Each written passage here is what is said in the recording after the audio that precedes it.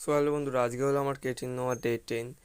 তো বন্ধুরা, 10 না ডে 11, ডে 10 অবধি খেয়েছি। আজকে ডে 11 আমি খাচ্ছি এবং এই 10 দিনে যা যা হয়েছে তার একটি লং রিভিউ ভিডিও আমি আনছি আজকে। এবং আমি ক্রেটিন ওয়েলকোরের খাই, কোনো প্রমোশন ভিডিও না। ক্রেটিনের সাথে আমি একটা কলা নিই, হাই কার্ব, যাতে আমার অ্যাবজর্বেশনটা খুব ভালো হয়।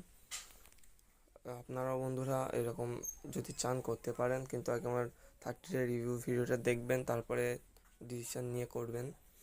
আমি এই সাইজে একটি কলা রেগুলার খাই এবং ফার্স্টেই আমি কিছু ওয়ার্কআউট করে নিয়েছি আজকে। সব ওয়ার্কআউটগুলো দেখালাম না, কিন্তু এটা হলো মিলিটারি প্রেস।